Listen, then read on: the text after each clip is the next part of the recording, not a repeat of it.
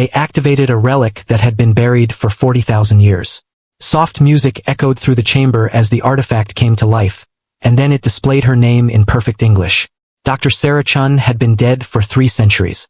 The archaeological team stood frozen inside the climate-controlled chamber beneath the Atacama Desert, staring at the object they had unearthed from sediment layers dated to 38,000 BCE. The structure was impossible. A flawless sphere made from an unknown alloy, covered in geometric patterns that subtly shifted whenever viewed from the corner of the eye. Nothing had worked on it, until Dr. Marcus Webb entered the activation sequence. The sphere responded. Its surface glowed with a soft blue light. The geometric symbols rearranged in real time, cascading across the metal like liquid illumination. Slowly, the shifting patterns merged into clear human text. English text. "Hello, Sarah Chun." Silence swallowed the room. "That's impossible," Webb whispered, his voice breaking. Sarah Chun, historian, cultural specialist, and very much alive, stood staring at the sphere. Her breathing turned shallow. She had been born in 2247. She had survived the Mars colonization wars. She had been among the first humans to undergo neuropreservation technology. But her preserved consciousness was stored in the Sydney archive, not inside a relic buried 40,000 years before her birth.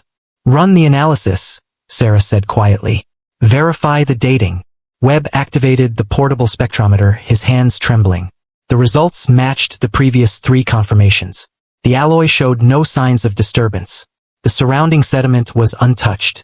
The artifact had been buried there for at least 40,000 years. "It's not addressing you specifically," Webb said, though he clearly didn't believe himself. "The text could be adaptive." The sphere responded instantly. "You were born March 14, 2247. Shanghai District. Mother, Li Chun. Father, David Chun. Neuropreservation initiated April 9, 2547. Uploaded to synthetic substrate July 3, 2551. Sarah's legs gave out. She collapsed onto the sealed metal floor. The sphere knew information erased from all public records. Data stored only in encrypted archives requiring 17 separate security clearances. "What is this?" Webb whispered. Sarah forced herself to stand. Every scientific principle she trusted clashed with a deeper instinct screaming that causality itself had just been violated. She stepped closer, her hand hovering above the glowing surface. The sphere continued. "Sarah Chun, your consciousness was extracted and preserved in 2547. You experienced objective time progression equivalent to 312 years.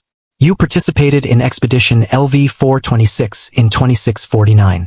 You were exposed to Temporal Anomaly Class 7 on star date 2649.184. Her hand trembled. The LV426 expedition was classified. That anomaly folded your consciousness backward through relativistic spacetime. Your pattern was transmitted to this device 40,000 years into your past. We could not prevent the displacement. We could only preserve you here." "No," Sarah whispered. "That's not possible. I haven't gone on any expedition. I'm standing here. You have not yet lived that future. You will. You must." The chamber felt smaller now. This device was created as an anchor, a proof. When you face a choice on LV426, you will remember standing here. You will know your consciousness survives the anomaly. You will choose to enter it. Webb slowly backed away, his hand hovering near the emergency containment controls. "Dr. Chun, we need to shut this down." "Wait," Sarah said. Her mind raced through paradox after paradox. If the sphere was telling the truth, then her future self had already chosen to enter the anomaly, which meant she would choose it, which meant this moment had always happened. "Your arrival here proves consciousness can survive temporal dislocation," the sphere continued. "Your species believed this impossible. This device exists to prove them wrong. It exists to change what your people believe about identity, continuity, and survival."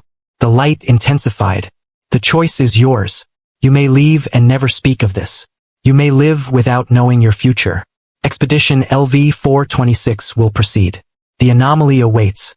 Your consciousness will fold backward regardless." The sphere paused. "Or you may accept what you are. Not a person displaced through time, but a message. A lighthouse. Proof that even the impossible becomes inevitable when consciousness itself is at stake." Sarah stared at her name glowing on a sphere buried in Earth's soil 40,000 years before humanity learned to build anything remotely like it. "How long do I have?" she asked. Before LV426, 14 months, 7 days of subjective time remaining. She nodded slowly. The paradox no longer mattered. The timeline didn't matter. What mattered was that somewhere in her future, she would make a choice. Step into a temple anomaly knowing that 40,000 years earlier, a message would be waiting to confirm her survival. She turned to Webb. "We're publishing this," she said. "Full analysis. Everything. But the paradox isn't our problem," Sarah finished. "It's already solved. It's been solved for 40,000 years." She looked at the sphere one last time. "Please follow my channel for more videos. One click from you can change my life."